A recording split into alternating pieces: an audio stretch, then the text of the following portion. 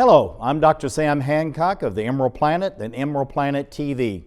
We come to you on a week-to-week basis from Washington, D.C. in the United States as we look around the globe in 144 different nations, looking for those 1,000 best practices, the technology, services, and products that are making a difference as we move through the 21st century.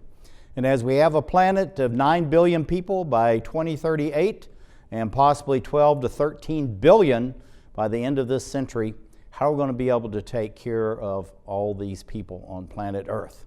And that's what EmeraldPlanet's all about. We come to you looking at the solutions, the best practices from around the globe as we create the EmeraldPlanet. Hello, welcome to the EmeraldPlanet.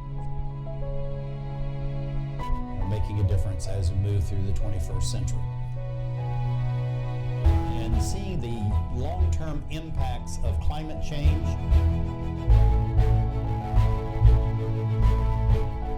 We're glad to have you. Thank you for being with us. Hello, I'm Dr. Sam Hancock of EmeraldPlanet, EmeraldPlanet TV, and we're coming to you live from Lisbon in the country of Portugal of the European Union. Thank you for being with us as we're looking at a very dynamic country within the European Union that's having a great impact as far as civil engineering, the built environment, green space, and the future of protecting the environment, both the built space and the natural environment. I have someone sitting right beside me. This is Dr. Cristina Freire, and she's in the Department of Transportation. Transportation is something that's critical to the future of a planet that's growing to 9 billion people by 2050. And maybe 12 to 13 billion by the end of this century. And not only do we need the health, the welfare, the education, the food, all these things that make a difference, but at the same time, how we're going to move 9 billion people around this planet. And this is something that Dr. Freire is working on, has been dedicating her professional life to. And thank you for being with us on the EmeraldPlanet. Thank you very much. It's a pleasure to be here. And it's great being at LNEC. We know much about it through your colleague, yes. And this is really a very dynamic place. But looking at transportation, how is that changing as we're becoming really more of a built environment across the globe? And nations that have developed economies and the emerging markets such as the African continent, how is transportation feeling and being fed into this whole situation as far as providing the infrastructure for transportation? Yes, of course, road network is very important for the development of a country. It allows us to reach 2 points that in 20, 30 years ago kept for a day for a trip, and now we can do it on 2 hours, 1 hour trip. So it's very important, and there are different levels of approach. One in what concerns road network. You have the developing countries that are concerned now with use of new recycled materials as an alternative to the materials that are applied. Of course, there is another approach for those countries that are still on the path to be developed, and they need real and new roads that are very important to accessibilities, to allow everyone to have access to water, to medical cares and other facilities. So we are having now at a different level for both countries, for both types of countries. At the national level, in Portugal, we are already concerned with the recycling materials. Now, looking at the whole thing of transportation, we're talking about roads, but really in these developing countries, many of them are leaping time because they have a very rapid expanding population base, particularly on the African continent, and also through Southeast Asia and in Latin America. So how do you factor in the roads, the shipping ports for ocean traffic, and also airports, which are becoming more and more demand for air travel? Well, you must take in consideration now a new approach regarding those different kinds of transportation. That it means the intermodality. So you have the 4 types of transport that has to be water, air, road, and railway. So it's important in all these countries to make them together and to improve the mobility. Now it's a new approach that we have. It's not only the infrastructure as itself to allow to develop the countries, but it is the intermobility between the different modes of transportation. So it is very important to complete all of them. Now, looking at this, one of the things that if you look at the Paris Accord and the development of environmental protection around the globe, many of your developing countries actually have embraced this very eagerly. They want to be sure that they're not being impeded as far as developing the basic infrastructure and providing the needs for their people, because they have, again, a rapidly expanding population basis. But yet they're actively embracing this into the development plans that they're putting together.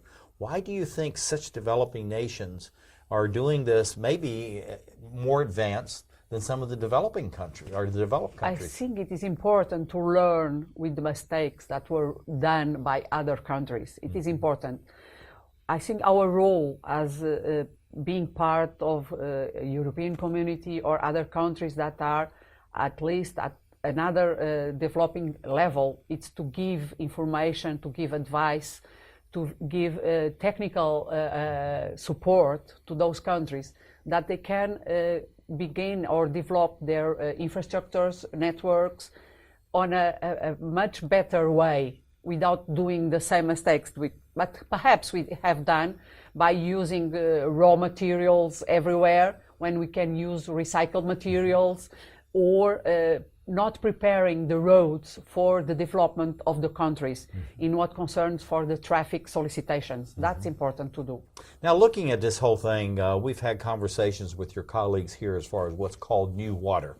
So we're taking used water, it could be gray water, brown water, turning it into purified water. Yes. Because it's going to have to be drunk because we only have a certain amount of that. But you're talking about it's repurposing materials. So in any way, anymore, there's no waste. Everything has to be reused in a new and different approach. So when you're looking at the developing countries, is there any resistance to the fact of we're not just going to use raw materials in the state that we were doing 100, 150 years ago as far as the developed world? Or are they embracing this whole notion of new materials coming out of repurposed natural resources? Well, I think it's still difficult for them to be at that kind of approach. You know, at a European level, the final goal is to have zero landfill. It means that there is zero waste. Zero waste. Right. Zero waste on landfill. So it means that all the material can be recycled several times. So we can apply multi-recycling. We can use it and reuse it and reuse it until the end, until it doesn't exist. So it is very important that goal. But for the developing countries, it's still difficult to be to promote that kind of goal. It's still difficult. I think it's a job that we have. I think it could be one of our major purpose for us to bring to them and to give that information that we already have. It's very important. The people I've talked to, and I meet, since I met your colleague about 3 years ago in Astana, and learn more about Portugal, it seems there's a special place for Portugal as far as the world is concerned. It's a smaller nation, smaller population base, yet it seems to reach way beyond its borders as far as what it's doing.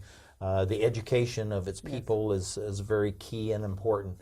So how do you see LNEC as an institution and Portugal as a nation going beyond its borders and really contributing more in this area of transportation, and how to rethink of transportation maybe in a very different dynamic way than we've been thinking about over the last 10 to 15, maybe 100 years? Yes, I think LNEC can give its contribution, and it's doing it, because As a research institute, we make part of several associations at the European level and even in other countries, in Europe, in America, in the United States, in Asia, etc. And we give our contribution with other laboratories, trying to rethinking the future, rethinking mobility and rethinking transport infrastructures. Most of it based on mobility as a service.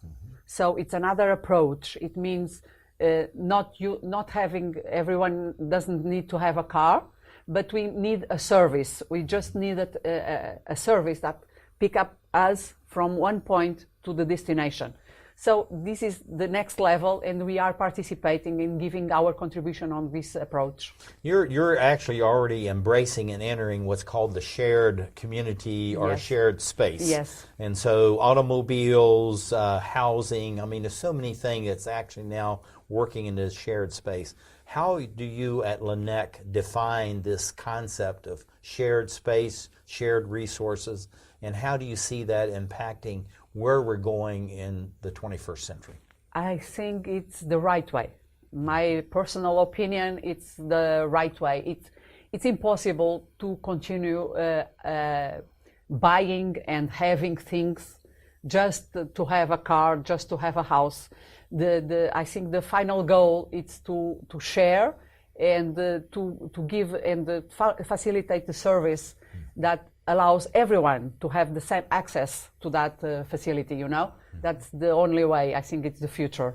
Something we've not talked about, we've talked about seaports and airports and rail and roads. What about drones and using the air, using the space around us in a very different way that we've never used it before, that through this new technology that maybe LNEC and a Portugal can lead the way in? How do you see your organization doing that? Yes, as you know, there is a sector of ours that already has the drone and works on that area, our colleague. And for its application from the infrastructure point of view, it's very important for us because it can allow us to make some inspection, for instance, on these infrastructures for roads, for airfields, for railways, with safety, without compromising the techniques that don't need to be there. And it allows us to go further and to have more information and to act or take decisions on real time, that in another way it will be difficult to do it. Because of the work that you're doing in a Portuguese speaking world, you know, many of these are emerging market countries, and we're going to exit on this question. How do you see the unique relationships that you have, that the drones and the use of this new space may be going to these countries at maybe in a faster rate than many developed countries?